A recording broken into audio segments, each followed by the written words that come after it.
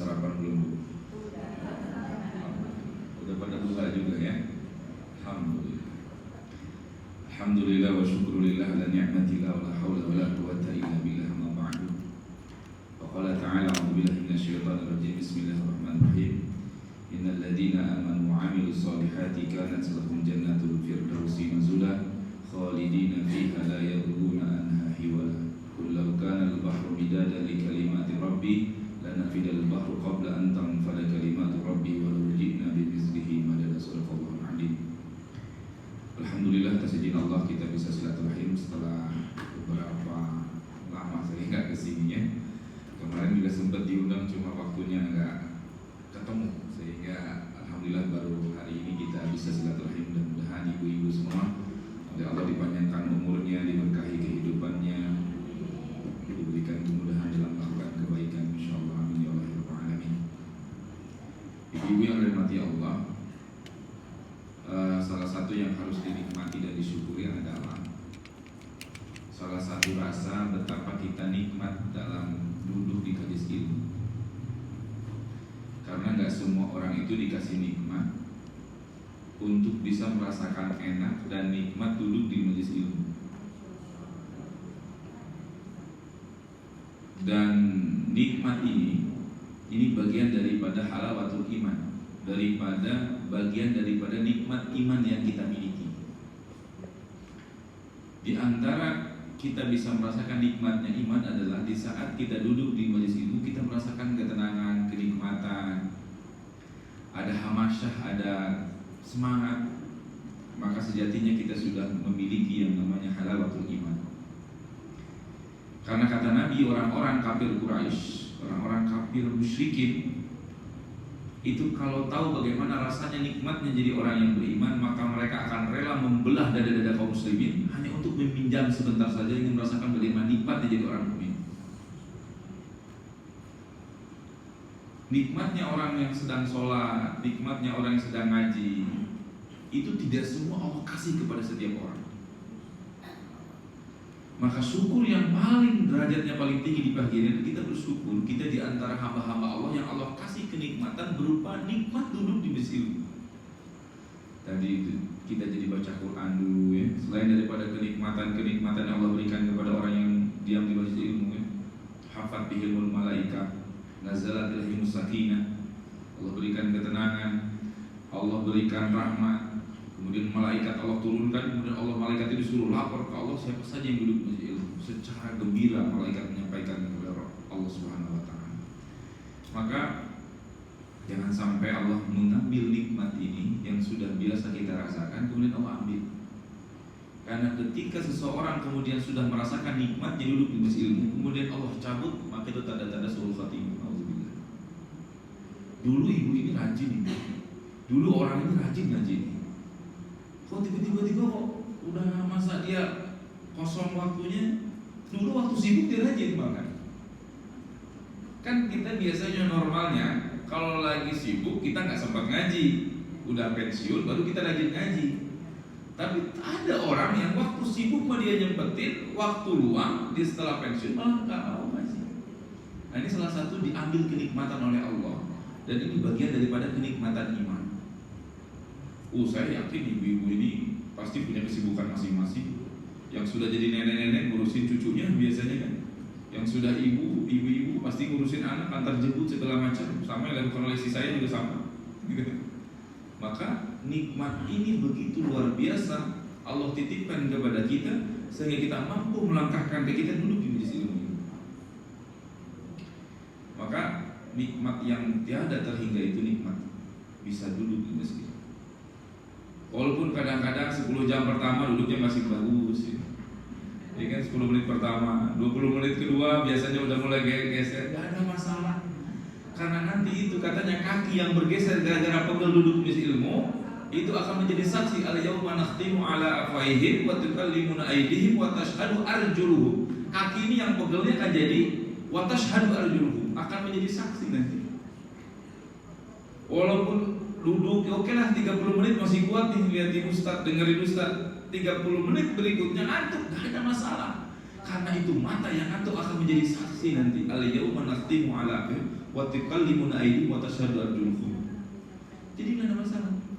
Bahkan duduk di majelis ilmu itu, walaupun hanya sesaat. Misalkan Ustaz, saya ada agenda sebetulnya hari ini yang saya nggak bisa tinggalkan. Cuma saya sempetin hadir Ustaz 10 menit. Nggak ada masalah.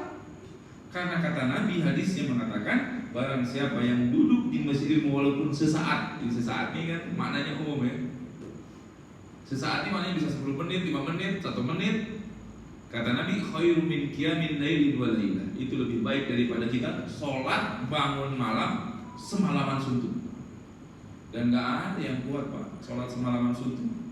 Kita aja sholat 2:30 udah nguap aja menjelang subuh ini.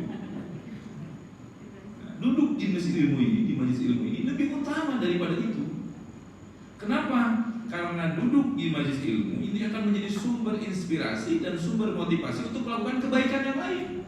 Dari mana ibu tahu keutamaan tahajud? Dari pengajian-pengajian yang digelar. Dari mana ibu kemudian tahu kalau sholat duha itu pahalanya besar? Dari pengajian yang kita datangi. Dari mana ibu kemudian baca Quran menjadi lebih baik daripada sebelumnya sebelum ngaji? Dari mana? Dari majelis ilmu.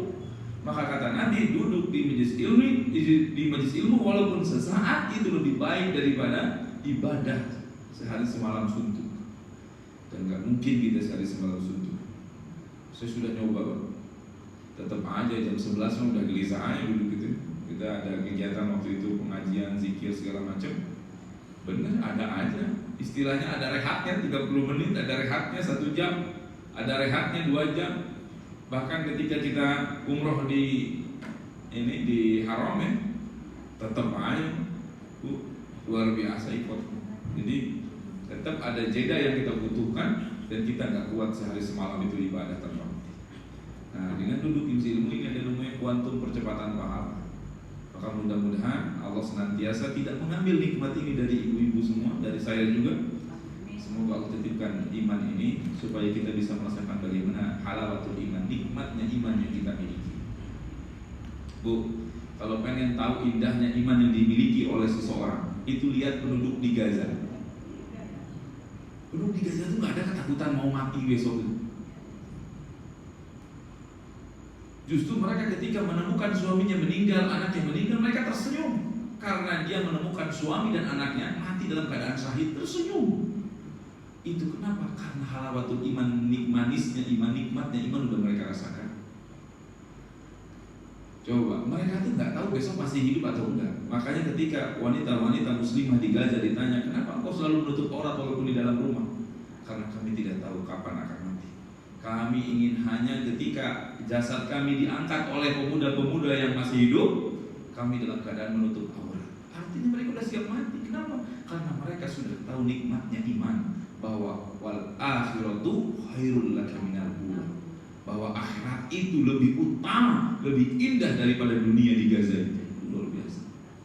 Maka saya suka bikin status tuh, kalau pengen lihat orang penduduk ahli surga yang masih hidup di dunia, ya penduduk ahli Gaza. Ya. Mereka mati dalam keadaan syahid walaupun tidak sedang berperang. Artinya kan kalau berperang harus lewat pistol, harus lagi berantem. Mereka dalam posisi tidur di rumahnya ketika dibom meninggal dunia syahid itu, karena kondisinya perang setiap saat. Maka tidurnya dalam kondisi perang, santai-santainya dalam kondisi perang. Tapi yang hebat adalah tidak ada yang stres. Mereka tetap menghafal Quran, Masya Allah. Maka mudah-mudahan kita juga nggak mesti harus ke Gaza. Mudah-mudahan kita juga bisa merasakan nikmatnya iman ini, manisnya iman ini, dengan kita oleh Allah dikasih kesempatan kenikmatan untuk duduk di majelis ilmu. Maka jangan cabut. Cuma PR-nya Bapak Ibu, Ibu-ibu, ada tugas yang harus kita regenerasi. Saya aja di Ciputat lagi bikin gerakan anak muda mengaji. Jadi kalau anak muda yang kecil, yang dari SD, SMP, insya Allah aman. Ada TPQ, udah ngaji, dia bisa. Cuma pas harusnya belajar dia memakai fikih sehari-hari, gengsi ngaji. Nah ini PR saya. Nah, memang pendekatannya agak unik. Ada lewat olahraga, ya. Nanti kita kumpul, besok ada olahraga. Nah, briefing dulu, dari briefing itu ada ustaz ceramah. Memang ada strateginya. Nah, di beberapa pengajian ibu-ibu juga ada PR regenerasi. Misalkan ibu punya mantu, punya anak, belum tentu ketika mereka sudah menikah tapi belum dikaruniai anak mau datang ngaji. Nah, ini PR-nya. Makanya besok-besok kalau cari calon menantu syaratnya gitu, Dek, nanti kalau mau nikah sama anak saya harus ikut ngaji ya, biar ada regenerasi gitu ya. Itu PR di mana-mana. Ya, tapi memang secara sunatullahnya ya, usia-usia begitu, usia lagi ngejar dunia seasik-asiknya, ya punya mimpi ya yang mereka rasakan. Tapi yang penting seimbang. Saya sih percaya kalau ibu-ibunya ahli pengajian, insya Allah keluarga aman. Ya, karena semua benteng rumah tangga itu adanya di ibu. Anak-anak kita jam 10, jam 8 belum pulang itu kalau ibu-ibunya lepas, ya pasti kacau anak-anak. Tapi kalau ibunya juga, di mana kamu Dek? Sama siapa kamu Dek? Kok belum pulang? Itu anak lama-lama resah. Ibu saya itu tetap luar biasa.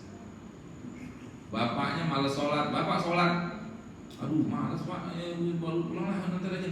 Yaudah, nanti malam nggak saya kasih. Nah ini berangkat juga ke masjid. Ibu itu benteng-benteng luar biasa. Ya. Makanya saya tuh pernah ditugaskan di lembaga amil zakat ya. Itu survei membuktikan bahwa keluarga yang taat zakat itu tergantung pada istrinya atau ibunya. Maksudnya sosok ibu dalam rumah itu. Jadi ternyata suami itu walaupun sibuk nyari duit dia nggak pernah mikirin zakat. Yang mikirin bagaimana ngeluarin zakat itu istrinya. Nah, maka insya Allah solehnya keluarga dimulai dari solehnya ibu, dan memang para nabi juga begitu. Ya, semua patokannya di ibu. Nabi Lut istrinya durhaka, anaknya durhaka.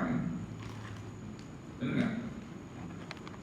Kemudian, tapi kalau yang ibu-ibu istrinya soleh, anaknya soleh. Nabi Ibrahim, anaknya soleh, Ismail. Ya. Fir'aun aja. Fir'aunnya na'udzubillah nih. Tapi karena istrinya baik, akhirnya dia melahirkan Musa yang soleh. Musa itu kan bagaimana pendidikan istrinya Fir'aun. Nah maka oleh karena itu, saya insya Allah optimis kalau semua ibu-ibu masih mau ngaji istiqomah, itu generasi kita aman, insya Allah. Ya. Lebih khusus karena yang paling cerewet itu kan ingetin sholat tuh ibu, ya. Yang ingetin ngaji itu ibu. Saya walaupun Ustaz kadang-kadang yang sering ingetin anak saya ngaji sholat tuh isi saya. Jadi kakak udah azan tuh, wah ayah udah siap-siap. Akhirnya si kakak ikut. Jadi insya Allah mudah-mudahan kita istiqomah dan semoga Allah senantiasa menitipkan iman ini untuk kita rasakan sampai kita nanti dicabut oleh Allah Subhanahu Wa Taala nyawanya. Baik Bapak Ibu, yang dirahmati Allah, ibu-ibu lupa biasa ngaji di Bapak Ibu ini. Tema kita adalah terkait dengan bukan untuk di sini tapi untuk di sana. Apa maknanya? Bahwa kullu man 'alaiha fan wa yabqa wajhu rabbika dzul jalali wal ikram.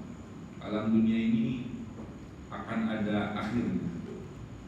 Kita hidup di dunia juga akan ada akhirnya. Wa yabqa wajhu rabbika dzul jalali wal ikram. Yang tersisa yang akan tetap ada itu apa yang di sisi Tuhan, termasuk Allah itu sendiri, dan apa yang bisa kita bawa ke Allah.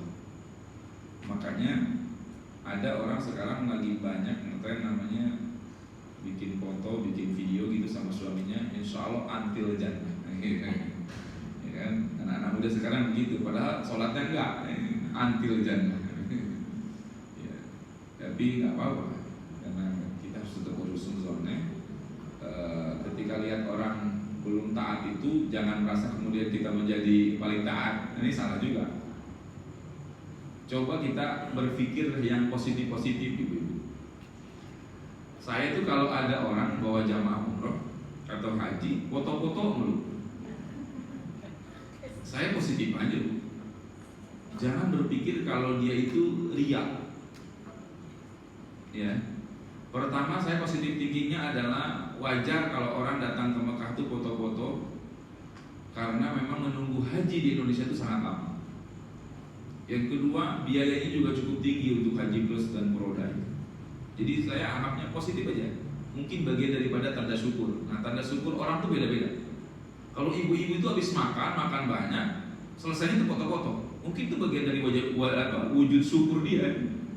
Ingin mendokumentasikan supaya abadi gitu. Jangan kemudian kita jangan juga, wah ini ya banget sih, apa-apa dia update. Enggak juga. Yang kedua, sekarang tuh zamannya di mana kemaksiatan diumbar. Orang pacaran dipublish, ya kan? Orang mabok dipublish sekarang.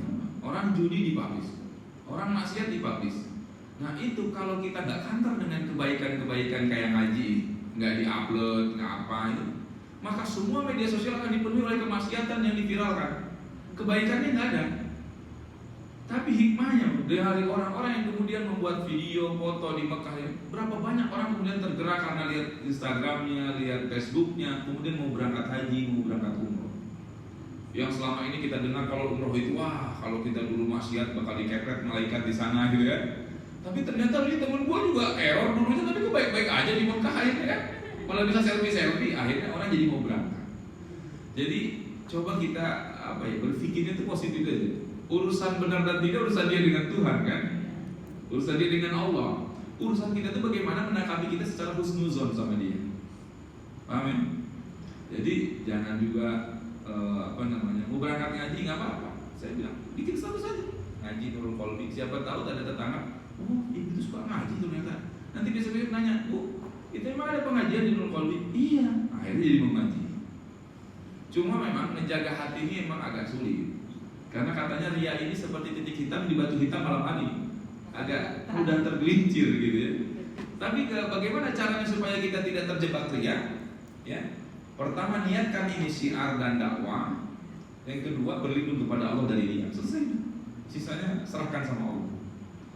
Jadi memang kita ini harus berpositif tinggi dalam al-Baqarah. Jadi kalau lihat ada orang belum taat, belum mau pengajian, ini siapa tahu nanti 2-3 tahun dia lebih rajin daripada kita. Karena saya suka iri. Kita ini kan ke Mekah udah sering gitu, lihat Ka'bah tuh biasa. Maksudnya tuh nggak beda dengan rasa waktu saya pertama kali. Saya suka iri sama jamaah yang kemudian dia nangisnya lebih sahdu daripada saya gitu. Karena mungkin dia pertama kali.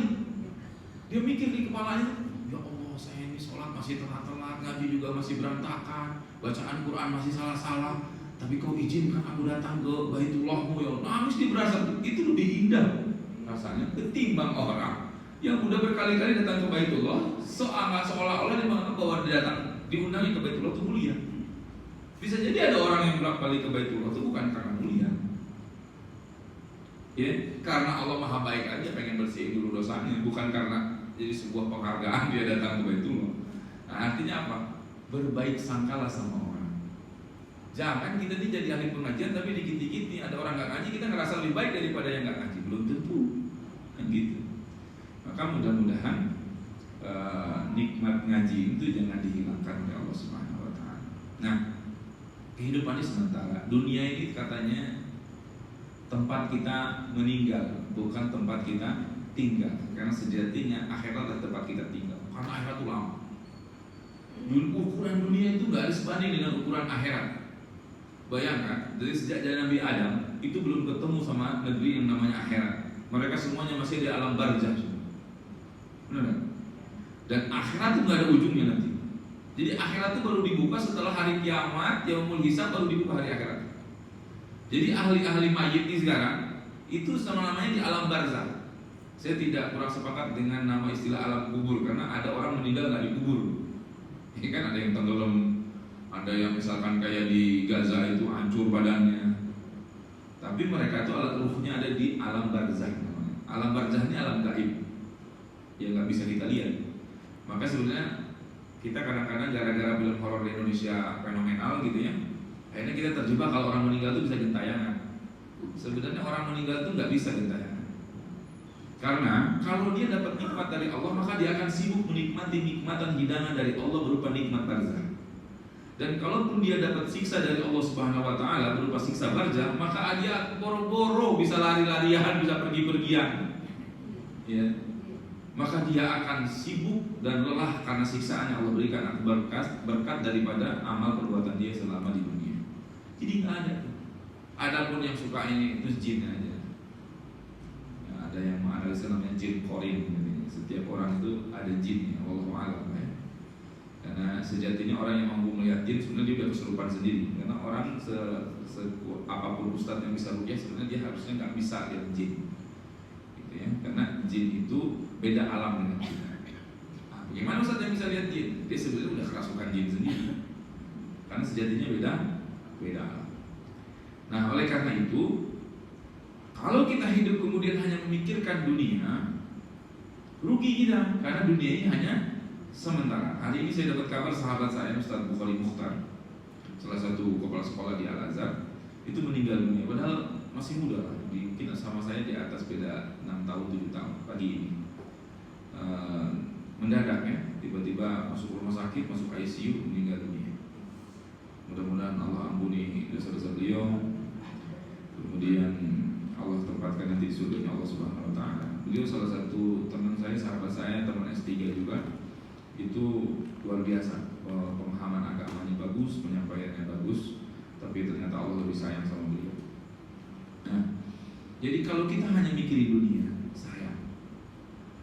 Bukankah konsep manusia itu pengennya abadi, benar nggak? Kita tuh pengennya abadi apapun. Ibu tuh secara naluri itu pasti suka yang abadi. Makanya ada orang yang suka mengoleksi barang-barang lama, karena sejatinya tuh orang suka keabadian. Cuma kadang-kadang terbatas. Cirinya orang suka yang abadi. Sekarang tren-tren rumah aja balik lagi ke zaman dahulu. Ya. Terakhir tahun 2000-an tuh rumah tuh minimalis ya. Sekarang sudah balik lagi ke klasik. Sebagian orang udah menyukai lagi rumah tipe dari bambu, dari kayu, kembali ke alam. Konsepnya tropis, kan rumah-rumah tipe dulu. Makanya saya belum mau bikin rumah, bingung saya, nunggu tipe terakhir kayaknya. Kenapa? Karena orang tuh suka yang lama. Nah, maka oleh karena itu, sejatinya seseorang yang kemudian memikirkan dunia itu haruslah memikirkan apapun dibawa ke akhirat. Karena hidup itu bukan untuk di sini, tapi untuk di sana. Ini maksudnya. Kita tuh hidupnya bukan untuk di dunia. Makanya Allah menciptakannya itu bukan untuk bernikmat-nikmat di dunia. Wa ma khalaqtul jinna wal insa illa liya'budun. Tidaklah aku ciptakan jin dan manusia untuk beribadah. Ibadah itu untuk di mana? Untuk di sana. Karena tidak semua ibadah itu langsung dibalas di dunia. Kita sholat nggak langsung dapat duit 2 miliar kan di depan mata. Untuk di sana. Walaupun ada sebagian manusia yang alokasi DP itu, karena dia rajin duha, dikasih rezekinya mudah akhirnya. Itu hak prerogatif Allah, ngasih nikmat kepada hambanya yang taat. Karena dikatakan la taqulu may yattaqillaha yaj'al lahu makhrazan wa yarzuqhu min haitsu la yahtasib. Itu hak prerogatif Allah. Tapi sejatinya ibadah itu untuk di sana, untuk di akhirat. Makanya ada namanya ajrun. Ajrun itu apa bahasa Indonesia? Pahala, balasan. Kita ini kalau meninggal nanti tinggal ngasih balasan dari Allah. Kalau kebaikan yang kita lakukan banyak, maka balasannya berupa kebaikan di sana. Tapi kalau keburukan yang kita lakukan banyak di dunianya, maka balasan berupa azab nanti yang kita akan terima. Nah, maka oleh karena itu penting buat kita membawa kehidupan ini ke akhirat. Salah satu strategi yang harus ibu pegang adalah coba di setiap apapun yang melekat dengan diri kita itu harus ada nuansa akhiratnya. Contoh misalkan hal kecil ya. Kita kalau masak 7 hari dalam seminggu, siapin aja 1 kali masak tuh orang untuk fakir miskin. Atau untuk Jumatan, karena kan lagi rame Jumat berkah ya, ngasih makan orang pulang sholat Jumat. Minimal dari 7 hari itu ada 1 kali yang kita sedekahkan. Kemudian misalkan kalau kita punya minuman, kita minum tiap hari enak gitu, minimal 1 kali atau 1 hari kita sedekahin minuman ke orang lain. Supaya apa? Supaya minuman yang kita makan ke bawah, ke sana. Misalkan kita bangun rumah dulu. Di rumah ini kan dunia semua teorinya. Ada ruang tamu, ruang keluarga ya, ada ruang karaoke, ada dapur, ada kolam renang gitu. Coba siapin 1 untuk supaya langgeng ke sana. Apa itu? Berupa mihrab, tempat kita sholat, tempat kita sholat duha, tempat kita sholat tahajud gitu. Tempat kita tadarus Quran, bikin tempat sholat ukuran 2x2, ukuran 1 kamar boleh dijadiin tempat ibadah khusus supaya rumahnya itu kebawa ke sana. Makanya ada konsep baiti jannati, rumahku surgaku. Rumahku surgaku itu maknanya luas.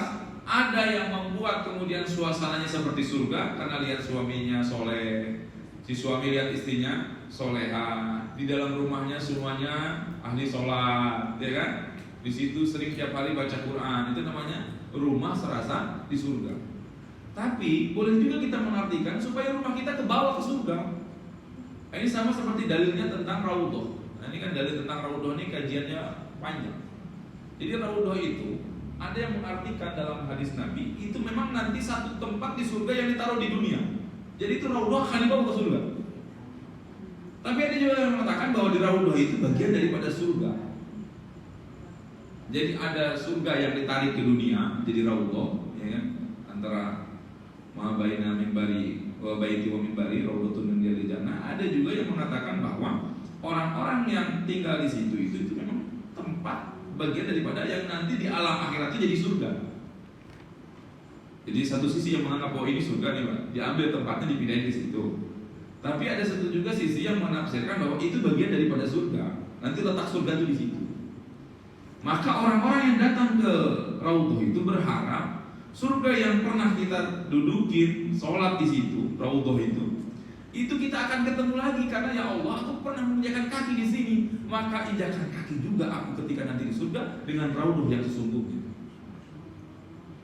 Nah maka gitu juga kita kalau kita punya rumah, bikin satu mihrab tempat sholat supaya Allah jadikan itu baiti jannati, rumah itu tuh jadi surga aku nanti di sana.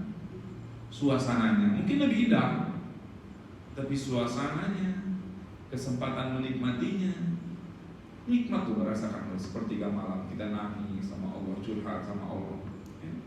Itu nikmat kalau kita punya mihrab. Jadi dibikin itu tempat senyaman mungkin, kasih AC 1, karpetnya yang tebal, yang empuk, wangi-wangian, supaya kita nggak lagi sholat nggak mikirin apa-apa. Jadi kebayang surga itu begitu tuh. Saya paling suka tuh wangi ini apa, parfum raudhah ya. Biar supaya berasa ketika sholat itu semprot-semprot supaya kita nikmati ibadah. Nah, inilah kenapa kita harus memikirkan yang di sana. Maka konsepnya wal akhiratu khairul laka minal ula. Nah, apa saja yang bisa kita bawa ke surga? Ya, salah satunya adalah harta. Harta itu kita bisa nikmati. Tapi dibawa ke sana itu juga bisa. Mobil yang kita miliki bisa kita bawa ke surga, asal dalam mobil yang kita pakai untuk kepentingan keluarga dipakai juga untuk kebaikan, untuk datang ke majelis ilmu, ya kan? Untuk angkut orang-orang tetangga kita yang tak punya mobil, kita bantu. Yuk, udah kalau mau sakit pakai mobil saya aja, nggak apa-apa. Kita antar. Ada orang iring-iringan mau nguburin jenazah, mobil kita ikut. Itu akan jadi saksi nanti mobil. Maka mobil yang sementara kita lihat di dunia ini akan ketemu nanti di surga. Nah itu maksudnya.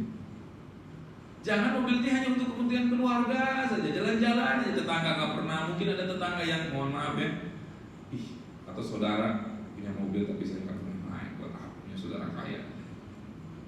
Jangan sesekali tawarin orang-orang yang nggak pernah naik mobil, ajak naik mobil.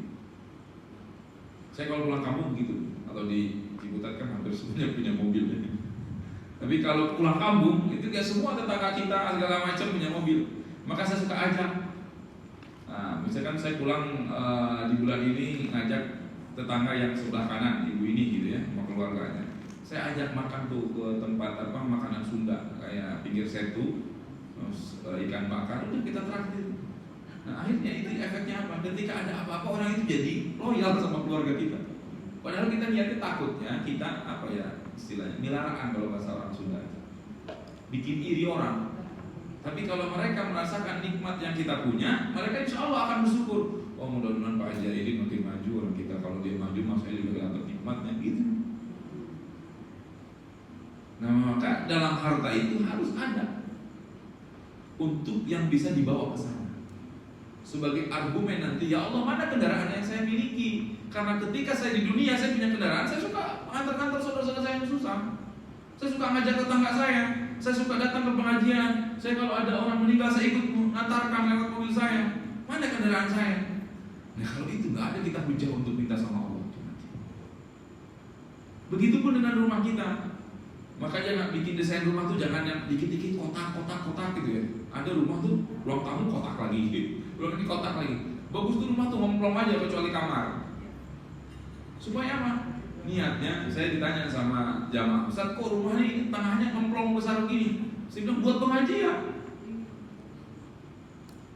Kalau kita pengajian, ya kan, itu rumah di ngajiin, kita pun jadi sedekah makanan, nanti rumah itu bisa ada di surga. Ketika kita nanti di yaumil hisab, ya Allah mana rumah saya yang kau janjikan? Loh, rumah yang mana? Loh, kan rumah saya di taman-taman surga. Taman-taman surga gimana? Tapi rumah saya setiap minggu dipakai ngaji. Mana rumah saya ya Allah? Dibawa ke sana. Cuma saya ini bikin rumah tuh gini. Pertama ada teras ada kursinya, ini penting nih kalau kita yang udah punya rumahnya. Kita tuh di depan rumah tuh ada kursi. Itu supaya kita kalau menerima tamu yang bukan mahram menerimanya di situ. Pak RT ada perlu, nggak usah dibawa ke dalam Pak RT, apalagi suami kita nggak ada. Walaupun Pak RT cuma mau ngajuin proposal gitu ya, Agustusan misalnya, maaf Pak RT suami saya nggak ada, atau maaf Pak RT saya sedang sholat di atas. Itu terima tuh di teras aja, biar semua orang tuh lihat gitu, jadi nggak jadi fitnah. Nah kemudian kalau ada misalkan saudara kerabat suami, tapi suami kita nggak ada di rumah, diterimanya di depan. Maka penting di depan rumah tuh ada kursi untuk terima tamu supaya si tamu ini tidak masuk ke dalam kemudian terjadi fitnah. Yang kedua, kalau tamu itu terhormat dan ada suami kita, bikin namanya ruang tamu khusus. Ya, tamu-tamu terhormat, teman kerabat kantor, suami kan main ke rumah kita. Ada suami supaya dia tidak melihat air di dalam rumah, maka batasannya cuma sampai situ tuh. Sampai depan ruang tamu saja. Kita terima tamu kerabat suami ada. Tapi kalau dia nanti lihat ke dalam, itu kan beberapa hal yang misalkan jadi fitnah segala macam, misalkan foto-foto pribadi segala macam, ya kan? Nah itu baiknya itu tamu yang kayak gitu kerabat suami itu atau kerabat kita itu hanya diterima di ruang tamu saja. Nah ruang dalam itu buat siapa? Buat keluarga dekat, kakak, adik, ya kan, ibu dalam.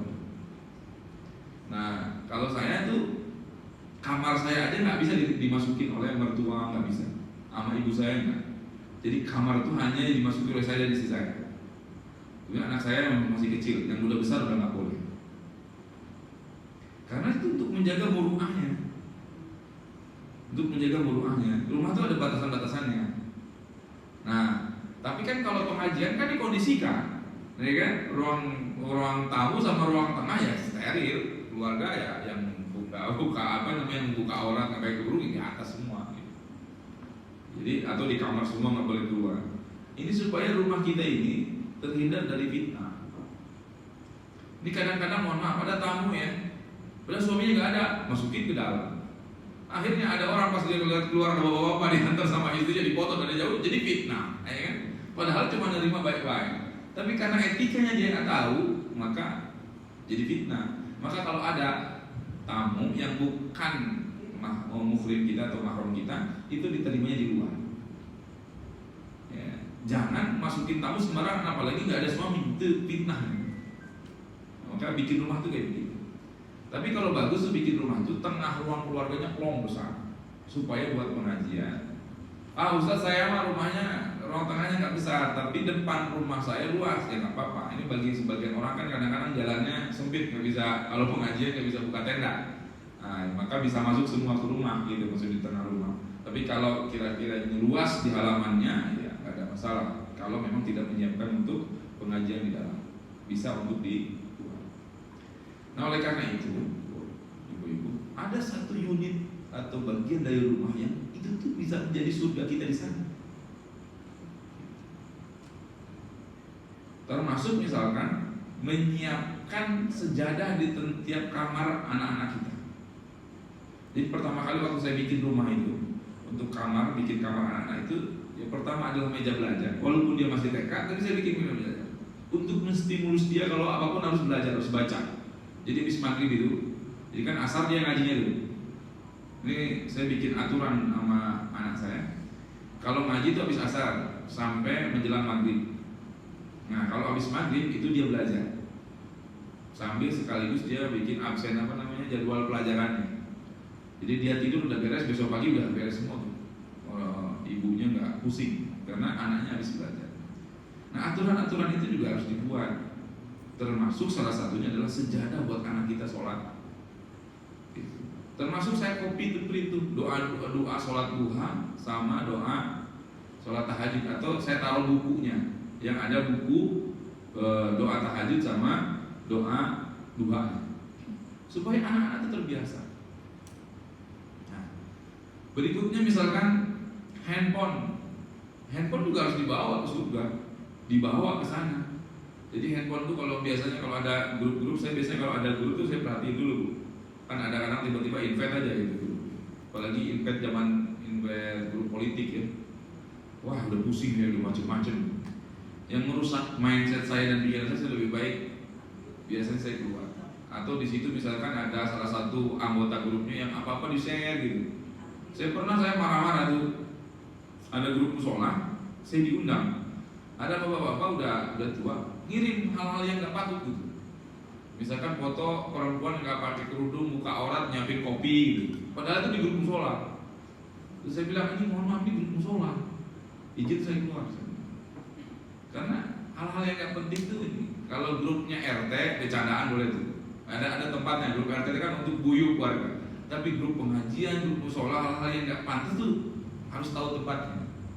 Nah kadang-kadang kita ini kan tahu-tahu hal-hal yang bisa sifatnya gosip itu dari grup tuh.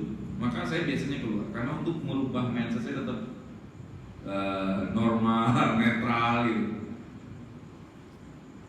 Jadi pengkritik itu juga nggak bagus ya dalam beberapa hal, kecuali mengkritik yang membangun.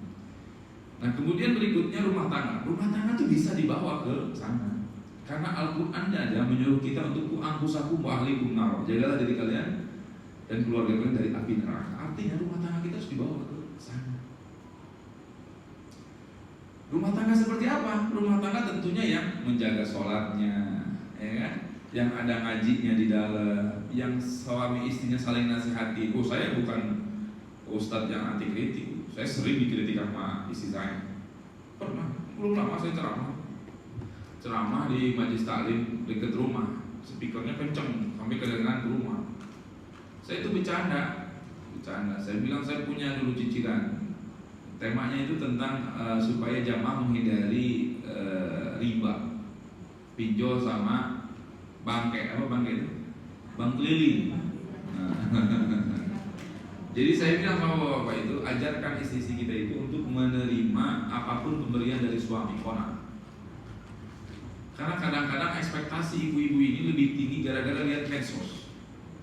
Coba idolanya Nikita Willy yang sempurna pas dia lihat suaminya boro-boro ngajak jalan-jalan boro-boro masih ini, akhirnya stres, kebutuhannya tinggi, pemberian suami nggak ada. Akhirnya apa? Pinjam sini. Karena pinjol ini lebih mudah, akhirnya lebih mudah untuk pinjol. Ini hati-hati. Saya bilang sama istri saya, kamu kalau sekali-kali pinjam pisah gitu. Pertama itu tidak mendapatkan izin, yang kedua itu riba.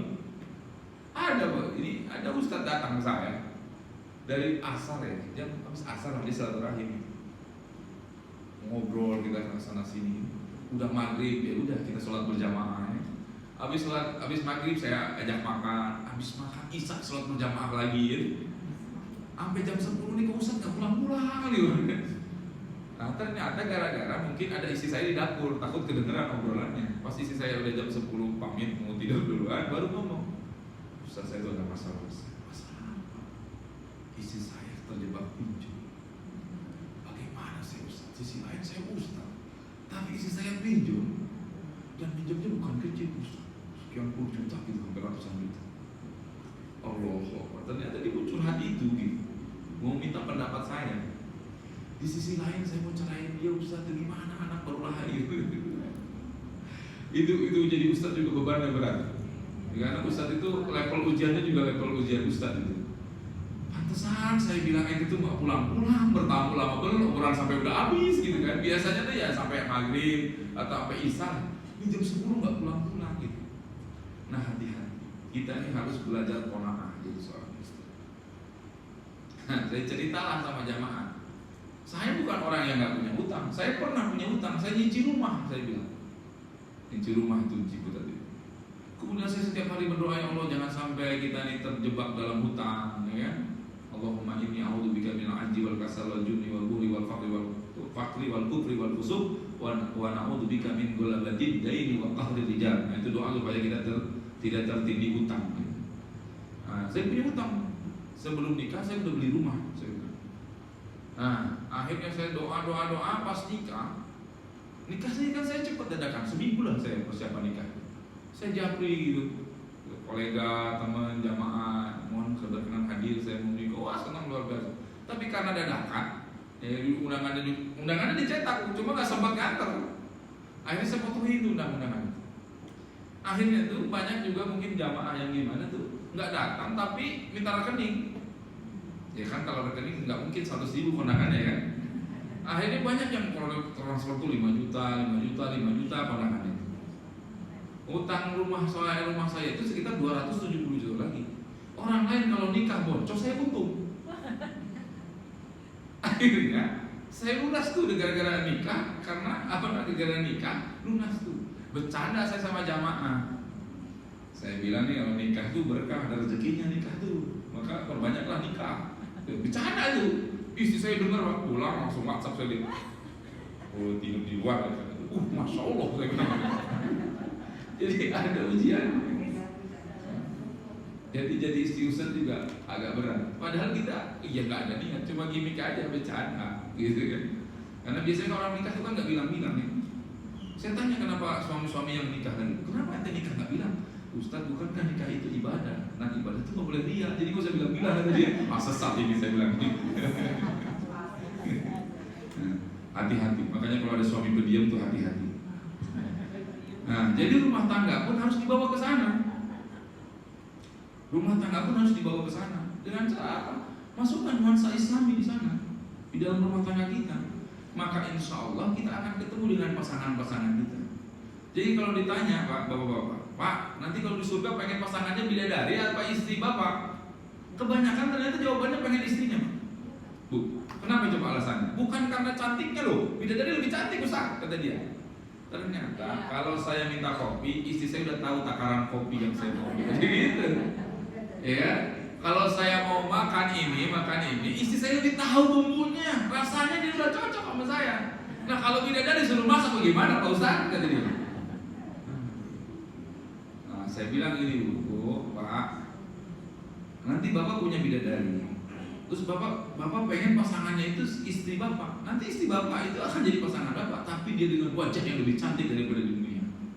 Wajah anahum abkar. Karena dalam Al-Quran dalam surat tadi apa namanya? Waqiah, semua dijadikan muda dan cantik dan ganteng. Yang di dunia pesek, hidungnya di surga mancung. Serius Bu.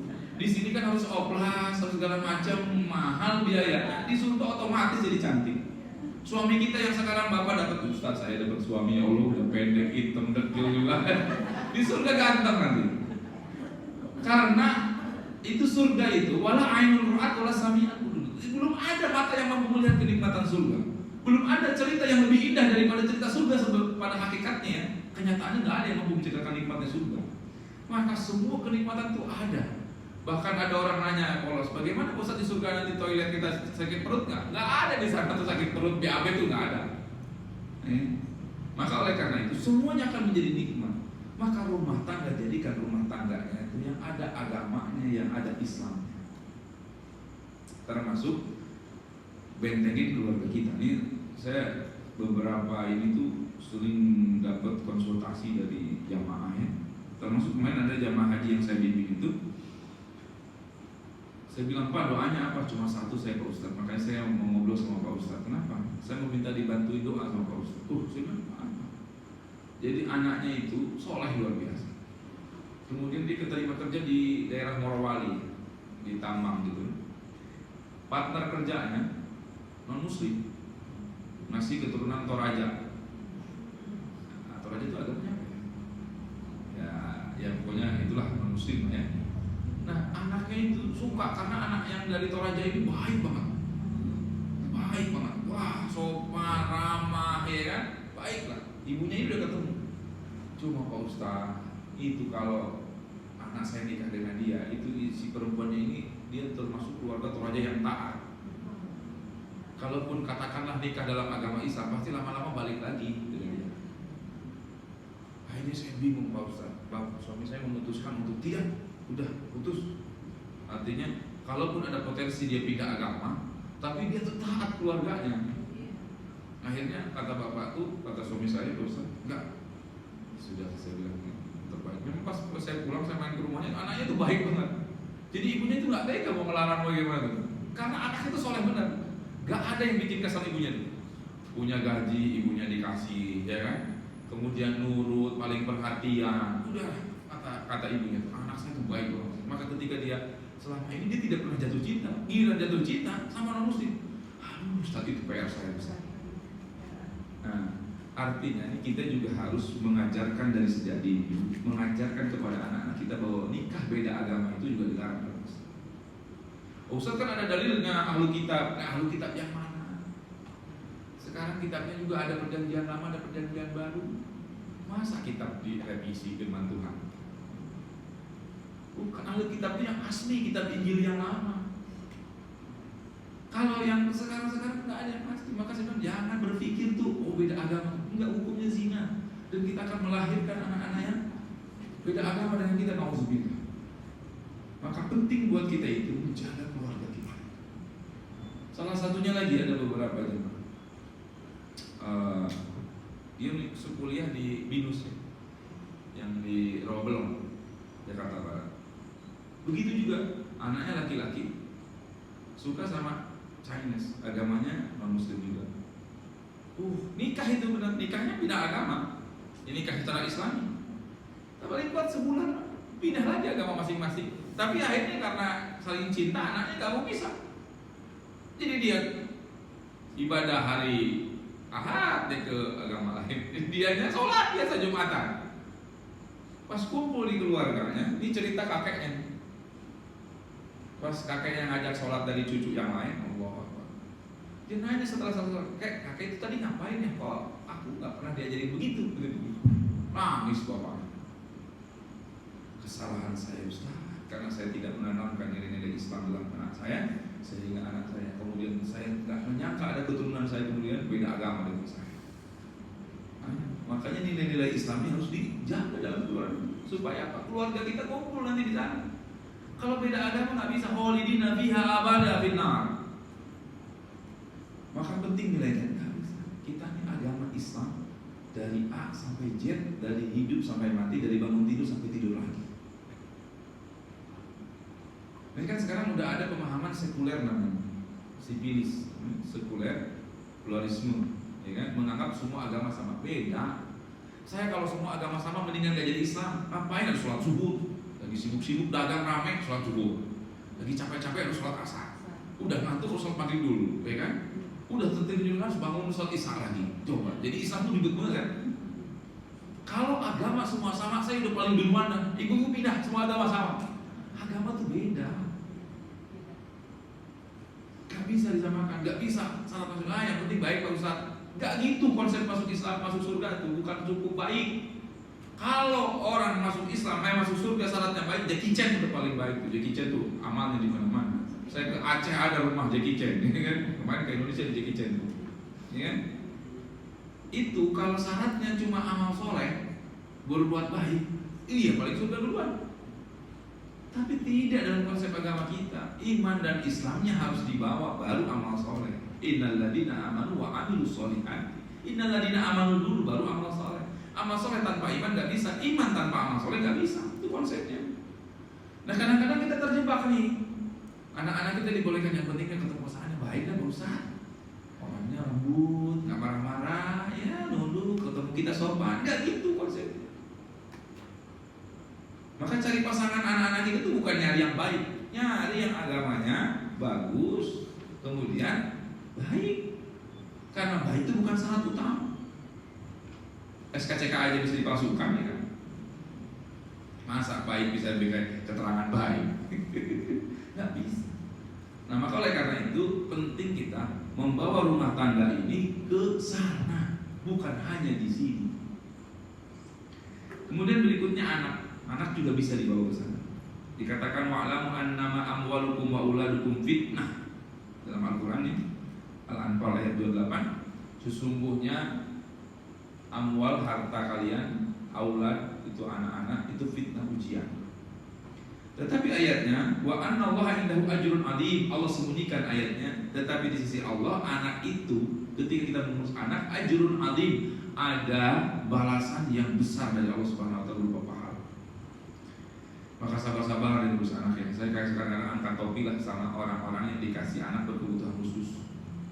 Subhanallah, itu sabarnya itu udah tingkat dewa itu. Teorinya kalau ada orang bilang sabar itu. Coba anak yang ya dia kan nggak rata, nggak sama dengan anak-anak yang normal kan. Oh disuruh ini malah loncat sini, itu tuh luar biasa. Maka saya bilang tuh orang-orang yang dikasih anak berkebutuhan khusus itu insya Allah itu salah satu jalan menuju surganya cepat ya, karena nggak semua orang dikasih ujian itu.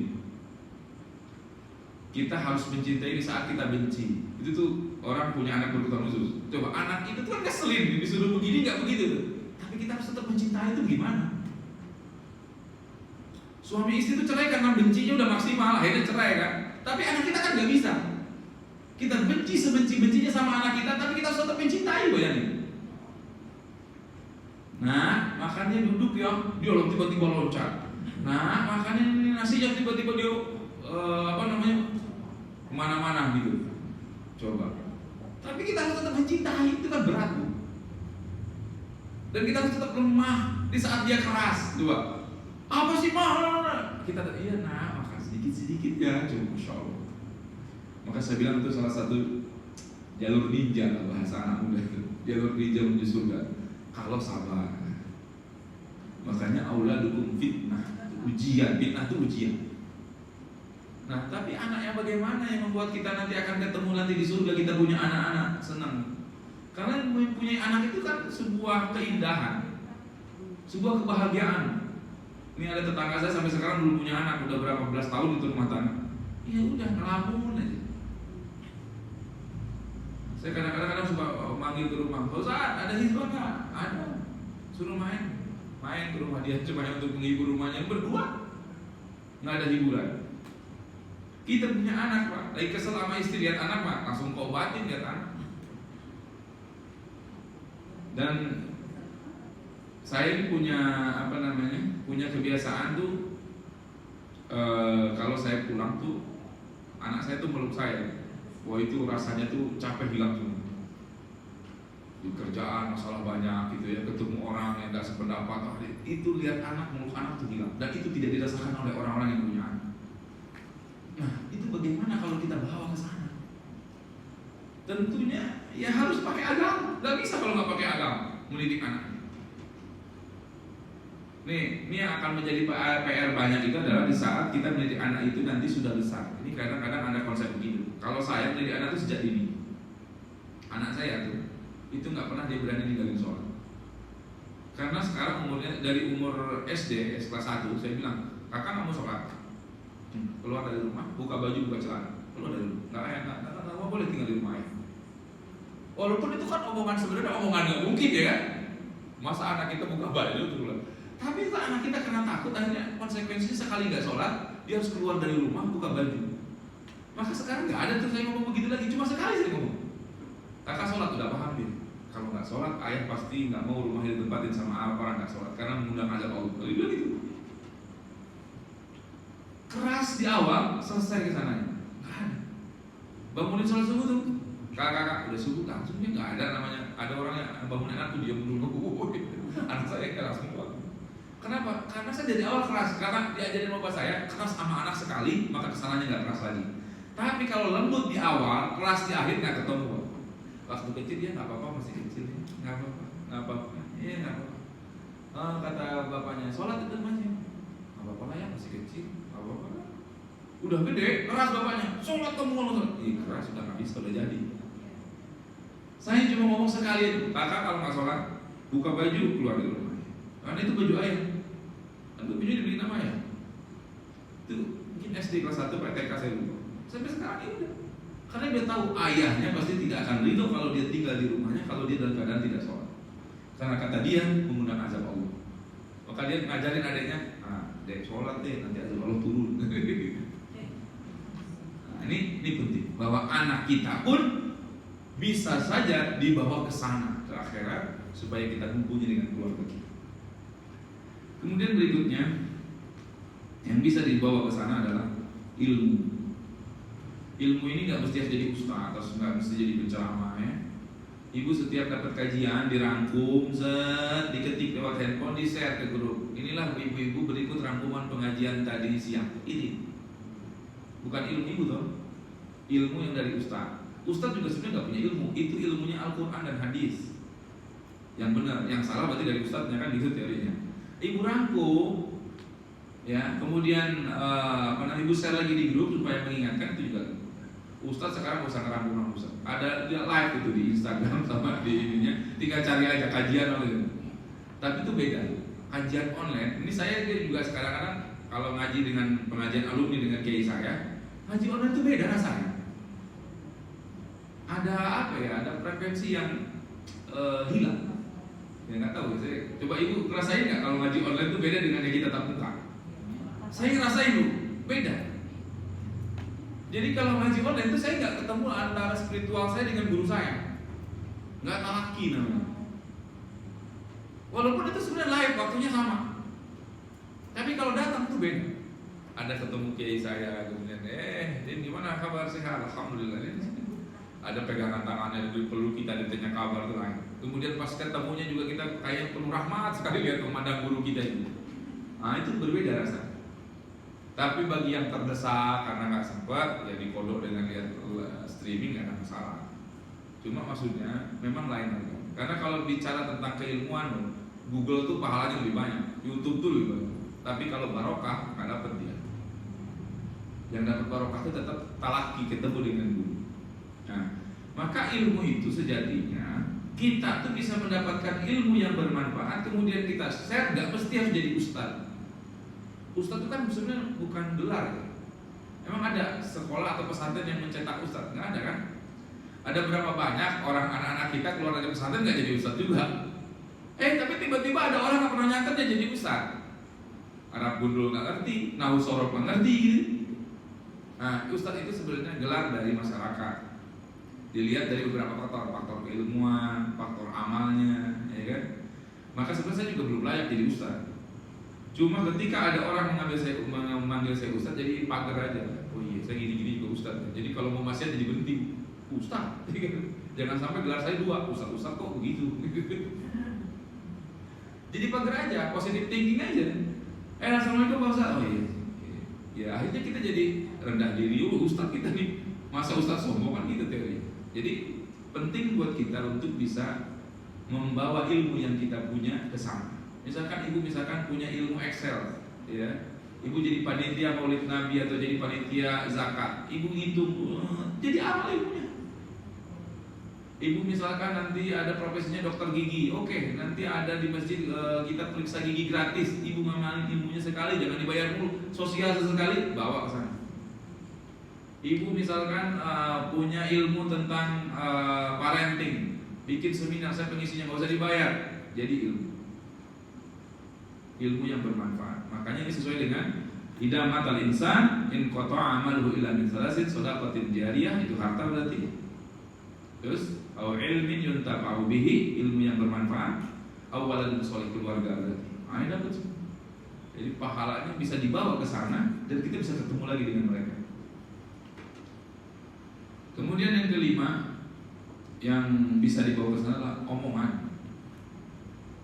Kalam itu harus harus benar-benar, karena ada berapa banyak orang kemudian itu berubah gara-gara omongan.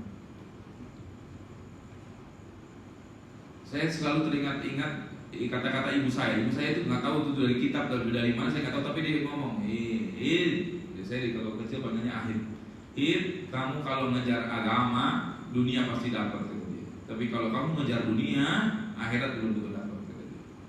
Kalau kamu ngejar akhirat, dunia dapat. Kalau ngejar dunia, akhirat belum dapat. Itu ternyata akhirnya dipikir-pikir sekarang itu ya.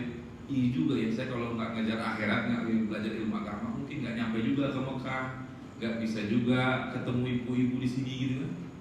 Dipikir-pikir benar itu omongan. Walaupun kita nggak tahu ibu saya sumbernya apa, dari ustadz juga apa dari mana, tapi selalu ngomong begitu. Agama, ibu tuh nggak marah kalau matematika saya rendah. Tapi kalau saya nggak ngaji, itu 2 minggu ibu saya akan dibahas terus. Mau jadi apa kamu? Ngaji aja nggak mau. Padahal cuma, ya Allah, kegiatannya cuma persiapan PHBI. Gitu. Jadi itu ibu saya itu sampai sekarang saya ingat. Kalau ngaji 1 kali, jadi abis asar itu saya belajar ilmu tasrif namanya. Nasoro yang suruh nasoron bau, anasirun udah kaman surun, unsur latan sur mansurun. Nasoro, nasorot, nasorota, nasor itu perubahan bentuk lafaz dalam ilmu sorok namanya, dalam bahasa Arab.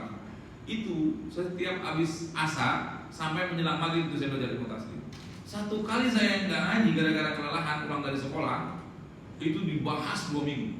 Dibahas, udah kayak gini aja, udah kayak madesu aja gitu. Kata gitu. Kalau ngaji ibu nggak mau anak ngaji. Gak ngaji jadi apa? Mau jadi orang hebat? Gak mungkin kalau nggak kenal sama Allah. Wah, terus mau makan jadi gak enak makan. Gara-gara dibahas lagi. Ngapain udah ngaji punya? Tiba-tiba ngomong sendiri. Akhirnya saya lebih, apapun kondisinya lebih baik ngaji. Kecuali kata ibu saya, gak usah ngaji, kamu masih sakit. Nah baru. Tapi kalau ibu saya belum ngomong gak usah ngaji, apa masih harus ngaji, gak ngomong begitu, ngaji saya. Karena makan gak enak, pakai baju gak enak, minta duit gak enak.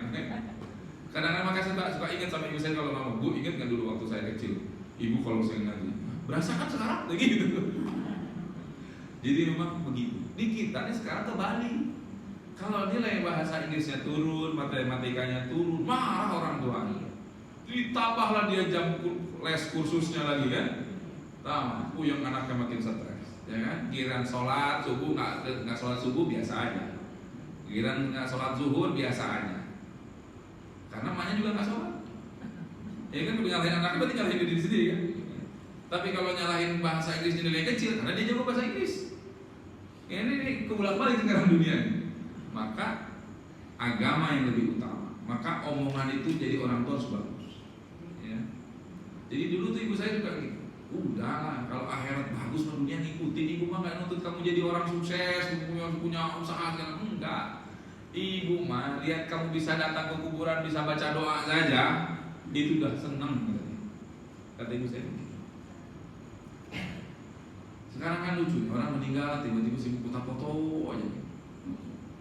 Ya kan? Coba kalau yang ada pengajian itu ada tahlilan, anak-anaknya sibuk isi konsumsi sama foto-foto.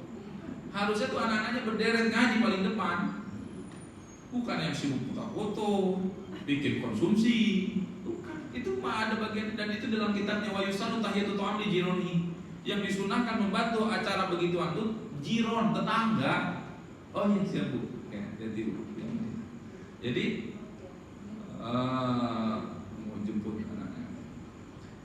Jadi yang disunahkan menyiapkan hidangan makanan itu tetangga. Makanya ada beberapa yang dalil kalau orang-orang yang sudah ngaji kitab Salaf itu, dia mengatakan haram ini makan makanan orang yang meninggal. Nah, saya bilang memang disunahkannya itu tetangga. Namanya orang lagi berduka. Yang nggak boleh itu begini, orang udah tahu susah, ada yang meninggal sampai minjem uang untuk menyiapin konsumsi, itu baru haram dimakan. Ini orang kaya, ada orang datang nyiapin aqua nggak seberapa, nyiapin makanan nggak seberapa, jadi makan halal saja lah sebagai sedekahnya mayit, gitu kan?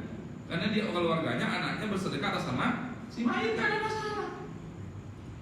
Kadang-kadang suka gitu tuh, oh haram nih. Ya enggak, kecuali kita datangnya ke orang miskin sampai minjem segala macam. Loh, ini kan yang belinya juga pembantunya, timnya, krunya, saudaranya. Kita boleh makan nggak Ustaz? Boleh, saya bilang. Karena ada tiba-tiba haram Ustaz, saya dapat dalilnya nih. Iya, memang disunahkannya untuk tetangga sebagai bentuk duka cita.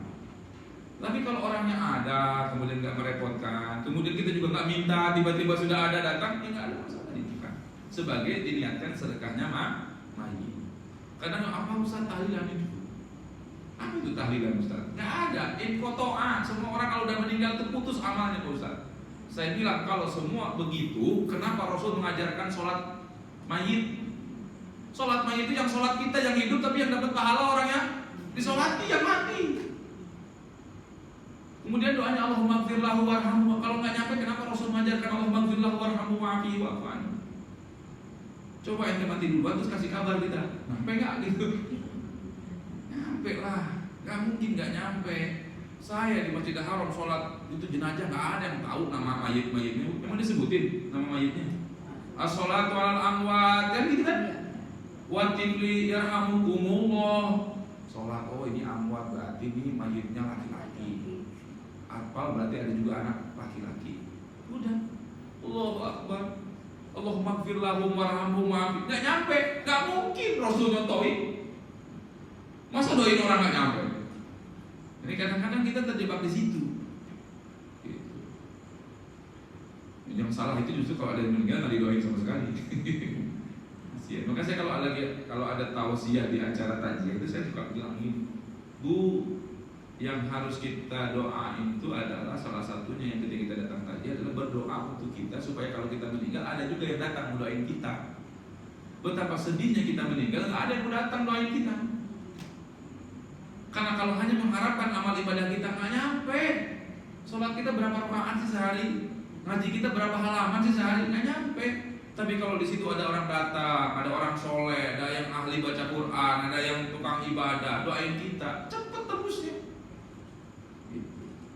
Maka penting buat kita juga untuk membawa ilmu yang kita punya dibawa ke akhirat dengan dimanfaatkan kepada umat. Kemudian berikutnya pertemanan. Nah ini hati-hati. Banyak orang yang gagal hijrah, gagal memperbaiki diri itu gara-gara nggak pilih-pilih teman. Teman itu harus pilih-pilih. Kan ada peribahasa kalau nyari teman tuh jangan pilih-pilih Ustaz, ya kan? Nyari teman tuh harus pilih-pilih. Ustaz saya ada teman bajingan segala macam lah, tatoan segala macam, nggak ada masalah. Yang penting kita mewarnai dia, jangan kita diwarnai dia. Pilih-pilih. Saya juga bergaul dengan siapa aja.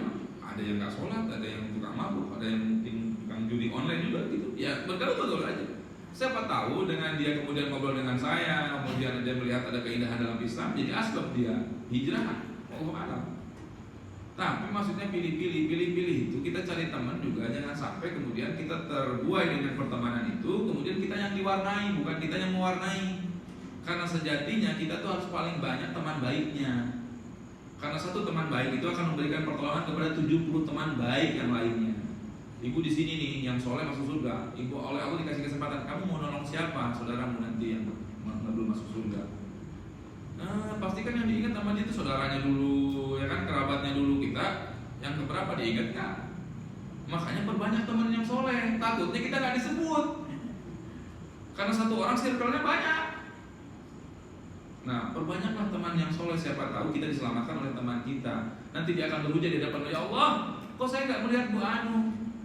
Padahal Bu Anu itu rajin loh. Saya itu ngaji ke Nurul Qulub itu gara-gara ibu itu loh. Kok saya nggak lihat dia di surga?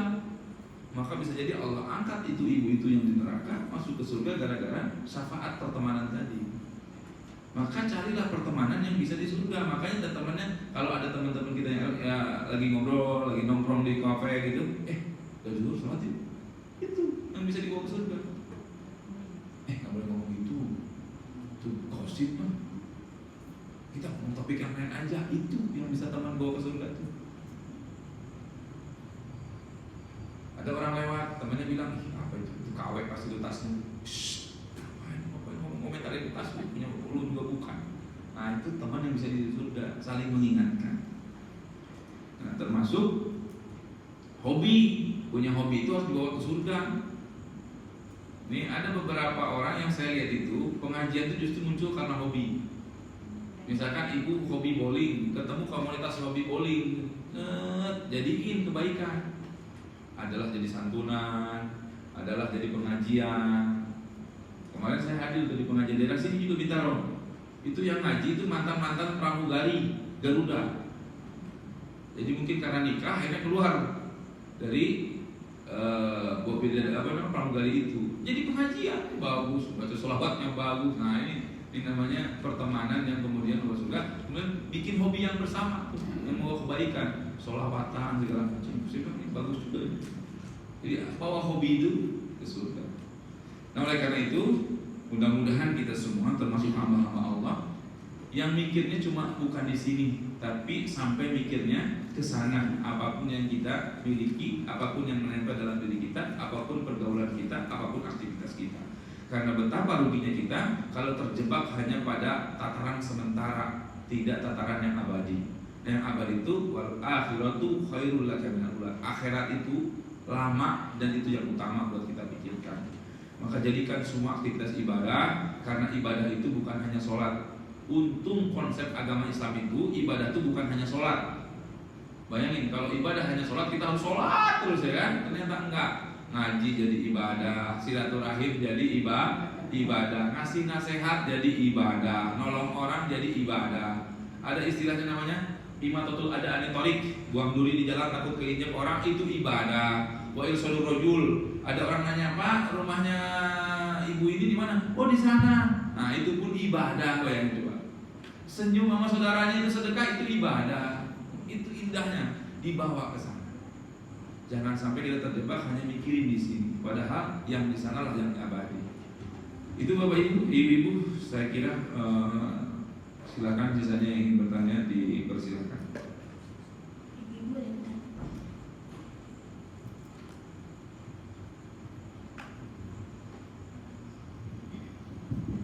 Assalamualaikum warahmatullahi wabarakatuh. Ustaz, saya mau nanya tentang ini, masalah anak menitipkan cucunya ke orang tua. Kan kebanyakan karena keadaan mereka mungkin tidak bisa membantu atau apa, tapi full itu neneknya yang ngurusin semuanya gitu. Ya itu gimana ya Ustaz? Kamu apa namanya? Ibadah itu apa? Ibadah itu untuk orang tuanya atau anak itu juga gimana tanggung jawabnya gitu. Ya. Karena sepertinya apa aja ya, jadi ibunya tuh seperti kayak pembantu. Kasih saran. Pertama, sejatinya kewajiban pendidikan itu kewajiban kedua orang tuanya. Maka ketika dia tidak ada kemampuan untuk mendidik anaknya, salah satu alternatifnya kan masukin pesantren. Jadi sebenarnya Pak Aba wa yuhawidani aw yunasironihi, orang tuanya lah yang membuat dia jadi Islam, jadi Yahudi atau jadi Nasrani, itu orang tuanya. Nah, kita pengen anak kita tuh jadi Islam. Nah, tapi ilmu kita terbatas sebagai orang tua, maka kita titipkan ke pesantren. Nah, imbalannya kita bayar SPP-nya ke pesantren, gaji gurunya, gitu. Nah, ini anaknya kondisinya masih kecil, maka sejatinya itu kewajiban orang tuanya. Nah, cuma ada beberapa faktor. Kalau misalkan kan ada nenek juga yang kadang-kadang saya lihat ada nenek yang lebih sayang sama cucunya ketimbang sama anaknya. Kalau nenek itu tidak terbebani, ya, nenek itu tidak terbebani dan dia happy gitu, maka itu saya kira nggak jadi masalah. Cuma memang tetap mengurangi keutamaan dia menjadi seorang ibunya, ya, karena kewajibannya itu ibunya. Al-umum warasatul ula li auladiha. Tapi kalau kemudian anaknya sibuk bekerja, lepas tanggung jawab, orang tuanya juga jadi capek, bahkan seolah-olah terlihat terkesan sebagai pembantu, maka dia durhaka sama orang tua. Kenapa? Karena dia menzolimi orang tua. Sehingga ada nenek-nenek, ada beberapa nenek juga datang ke saya, "Ustaz, mohon maaf saya tuh jadi nggak sempat ngaji karena saya ngurusin cucu. Ustaz, saya tuh jadi nggak bisa begini-begini karena gara cucu," gitu kan. Nah, saya bilang, "Ibu tuh senang apa enggak?" "Iya, kalau cucu mah senang Ustaz, cuma kan jadi beban Ustaz," kata gitu. Dari kecil saya jagain tuh anak saya, udah gede malah masih nyusahin juga anaknya. Nah, ini makanya saya bilang nih dalam kajian kepada remaja itu, nanti kalau nikah pisahlah dari rumah orang tua, mandirilah. Karena dari situ Anda akan belajar tentang fenomena rumah tangga, dinamikanya segala macamnya. Anda akan dewasa dengan sendirinya. Tapi kalau ada orang tua, itu pasti tidak akan sempurna rumah tangganya, nggak akan ada belajar yang sempurna di sana. Maka menurut saya pertama, ya termasuk zolim itu anaknya kepada orang tua, dan itu harus dihindari.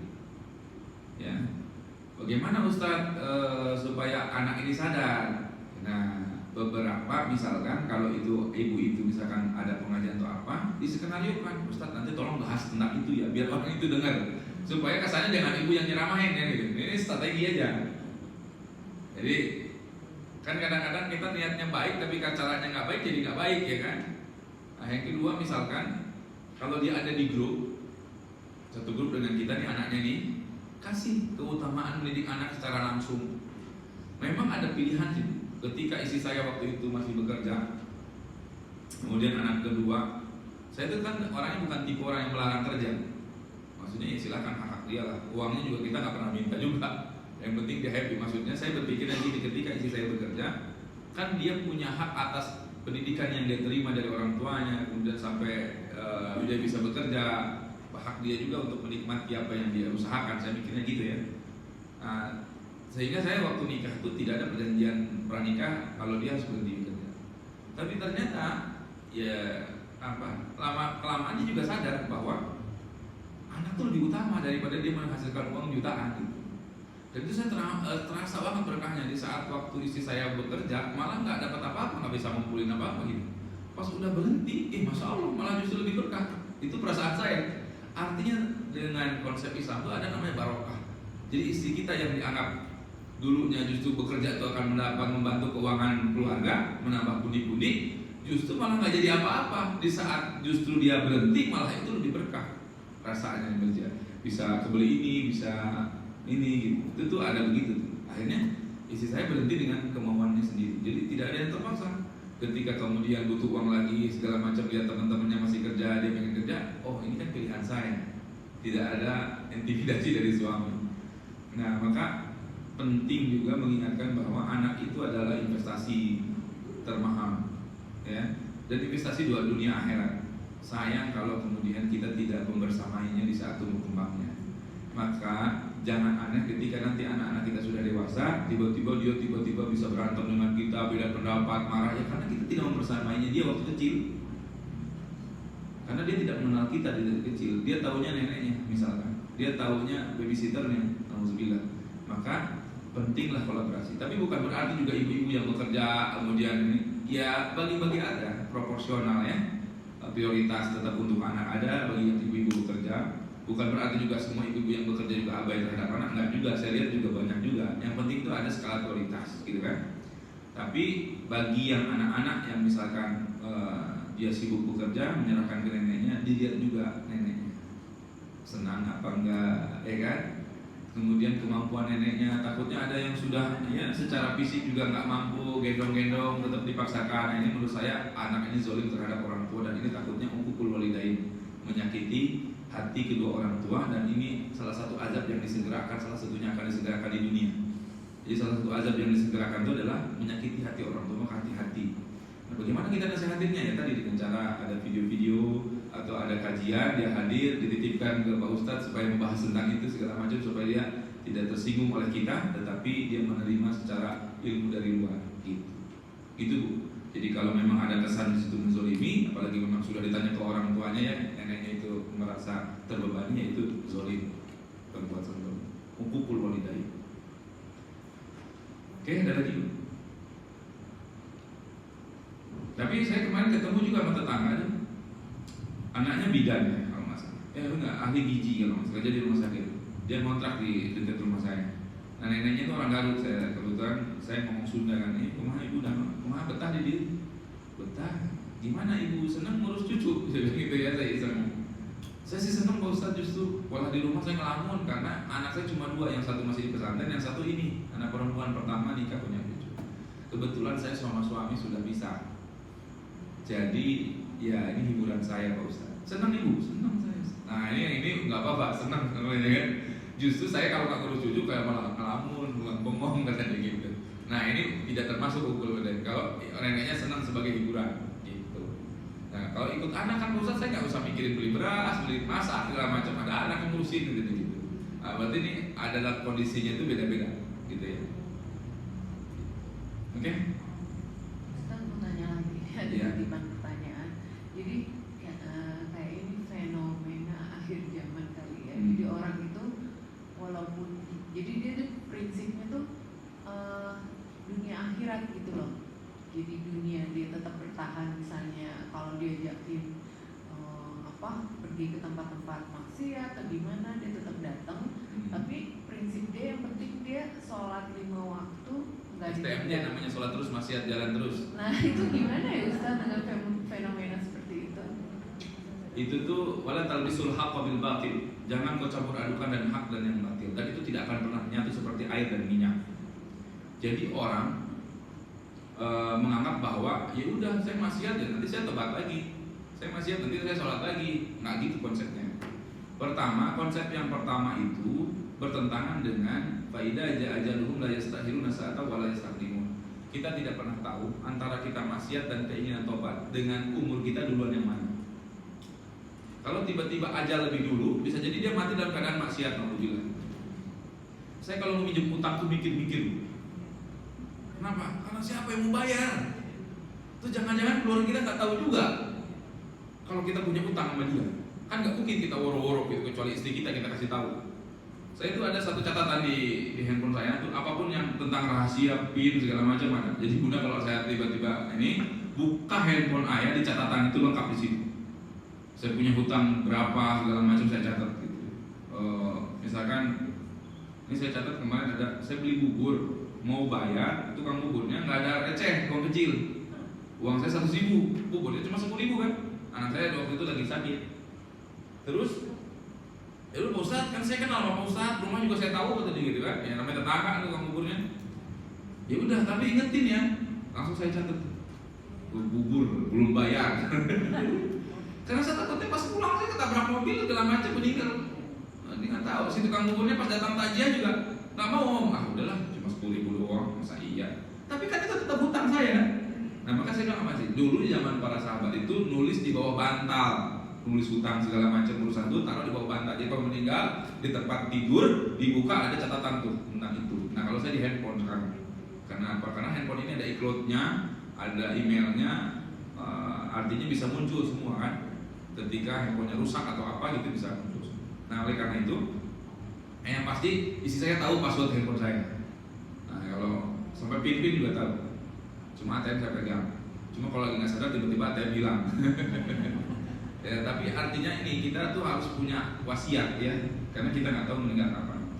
Nah, nggak bisa orang kemudian menganggap bahwa apalagi ada moto gini, muda poya-poya, tua kaya raya, mati masuk surga. Itu tuh nggak ada kayak gitu konsepnya. Berapa banyak orang yang kemudian sudah tua, waktu mudanya tatoan segala macam, kan mau tobat aja susah. Itu baju udah kayak kain batik tuh, nggak banyak ke badannya, batik atau tatonya. Itu kan dalam konsep Islam tato itu haram. Kenapa? Karena itu menahan air masuk ke kulit. Dia kalau habis berhubungan sama istrinya junub, mandi junubnya nggak sah karena airnya nggak nyampe ke kulit. Cuma akhirnya walaupun banyak ulama-ulama kemudian datang, Ustaz bagaimana dengan saya? Baju saya udah kayak apa? Badan saya udah kayak batik. Ya sudah istighfar aja kan, nggak mungkin badan kamu disetrika semua kan. Ya tapi kan tetap dosa di tatonya tetap melekat kan. Benar nggak? Nah jangan berpikir begitu tuh, udahlah Ustaz, kita jalan nikmatin aja dulu hidup Ustaz, nanti kalau udah pensiun baru kita dekat-dekat ke masjid. Gak gitu konsepnya. Karena antara ajal dengan keinginan tobat kita nggak pernah tahu. Maka itu tidak boleh ada konsep dalam pikiran kita bahwa ya udah Ustaz yang penting mah saya maksiat nanti tobatin, maksiat tobatin. Dan belum tentu tobatnya juga diterima, karena salah satu tobat yang diterima itu tidak melakukan lagi kesalahan itu. Ya kan? An-nadam sedih, yang kedua berjanji untuk tidak mengulangi lagi. Nah ini mengulangi lagi. Artinya katakanlah dia sholat itu tobat, bagian daripada tobat dia nggak ketemu. Nah itu namanya mencampur adukan yang hak dan yang batil.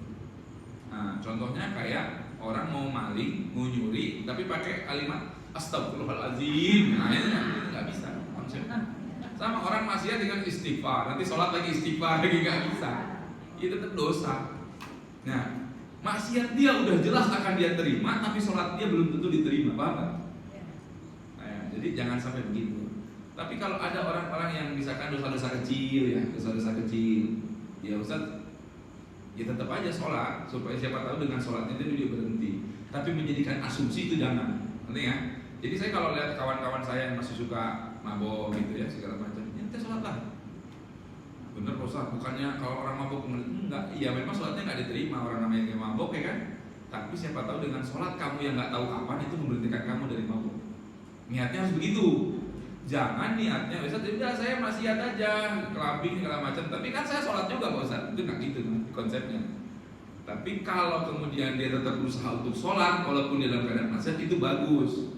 Supaya apa? Siapa tahu sholat yang terakhir itu menyebabkan dia kemudian dia mendapatkan hidayah Allah Subhanahu Wa Taala. Tapi jangan jadi kebiasaan. Udah nikmatin aja, Ustaz, saya tetap maksiat, tapi ya tetap juga sholat. Nah itu nggak boleh kayak gitu. Ya, karena kita nggak pernah tahu ajal akan datang lebih duluan mana antara niat kita tobat dengan ajal. Ya tahu-tahu matinya lagi joget-joget gitu kan, ya nauzubillah gitu. Maka jangan begitu, berhenti saja maksiatnya, udah. Toh gini loh,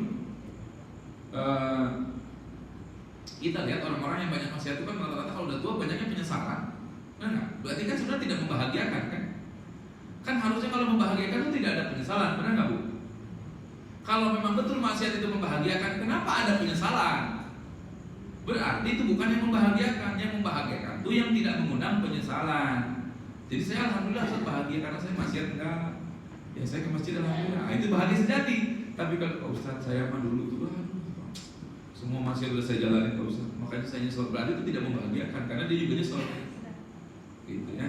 Jadi berhentilah yang kemudian terbiasa maksiat tapi tetap sholat. Lebih baik sholatnya saja yang diteruskan, maksiatnya berhenti karena tidak tahu ajal akan datang kapan.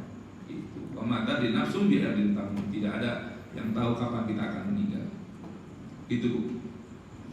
Ada lagi Ibu? Ibu ada lagi yang mau tanya.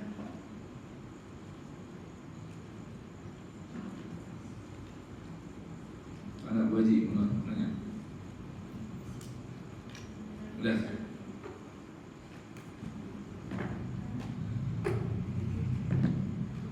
Alhamdulillah, setelah kita dengarkan tausiah dari Bapak Ustaz Haji Ahmad Ahidi PDI, jazakumullah khairan katsiran Pak Ustaz atas ilmu yang telah disampaikan. Insya Allah bisa menjadi pencerahan bagi kita, dan mudah-mudahan insya Allah Allah Subhanahu Wa Taala memberi pahala kebaikan untuk kita semua. Amin. Sebelum ditutup, Pak Ustaz. Baik ibu-ibu yang rahmati Allah, ini ada jamaah kita yang meninggal pada hari Jumat 16 Agustus. Insya Allah ini tanda-tanda kebaikan. Mudah-mudahan Allah ampuni dosa-dosanya, Allah lapangkan kuburnya, dan Allah catat nanti sebagai penduduk ahli surga Allah Subhanahu Wa Taala. Ila arwahi khususan Ibu Eliati binti Hamad, Allahumma gfirlaha wa rahimah wa habiha wa afana wa ja'ala jannatan maswah. Allahumma amdidu rahmatan wa qurratan a'yun wa jami'al kubur minal muslimin wa muslimat wa mu'minin. Al-Fatihah.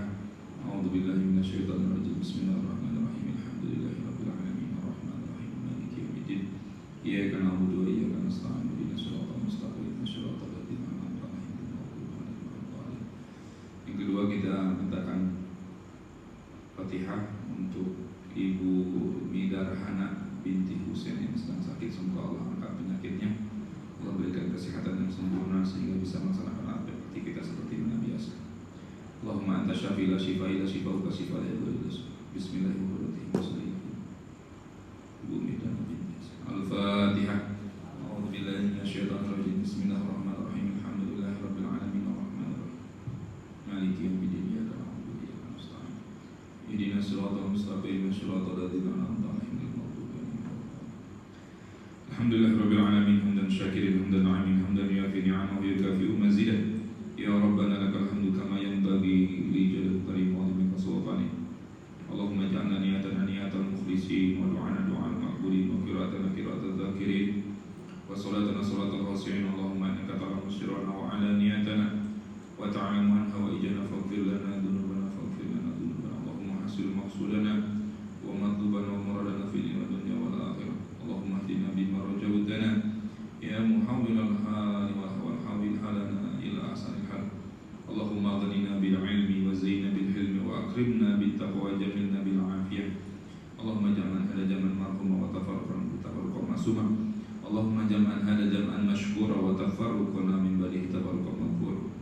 Rabbana ighfir lana wa li walidina warhamhum kama rabbayana shaghira. Ya Allah ya Rahman ya Rahim, berikanlah kami ilmu yang bermanfaat ya Allah, yang bisa kita aplikasikan dalam kehidupan sehari-hari ya Allah. Ya Allah ya Rahman ya Rahim, berikanlah kami kesehatan, sembuhkan orang-orang yang sakit di antara kami ya Allah. Ya Allah ya senantiasa nikmat duduk di majelis ilmu ya Allah. Ya Allah ya Rahman, berikan ini jadi saksi nanti di akhirat ya Allah bahwa kami pernah duduk di majelis ilmu ya Allah. Ya Allah ya Rahman ya Rahim, berikan keturunan-keturunan kami ya Allah, menjadi keturunan yang soleh dan soleh ya Allah, yang mampu menyelamatkan kami nanti di akhirat kelak ya Allah. Rabbana hab lana min azwajina wa dzurriyyatina qurrata a'yun waj'alna lil muttaqina imama. Ya Allah, berikanlah solusi dari semua permasalahan di antara kami ya Allah.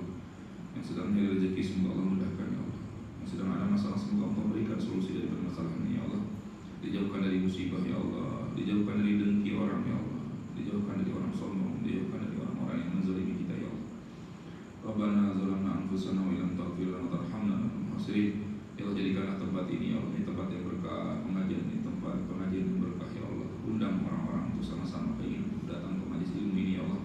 Jadikanlah ini menjadi wasilah buat kami menggapai surga ya Allah. Rabbana zalamna anfusana wa illam taghfir lana wa tarhamna lanakunanna minal khasirin. Rabbana atina fid dunya hasanah wa fil akhirati hasanah wa qina adzabannar. Subhanaka rabbika rabbil izzati amma yasifun wa salamun alal mursalin walhamdulillahi rabbil alamin. Bismillahil Fatihah.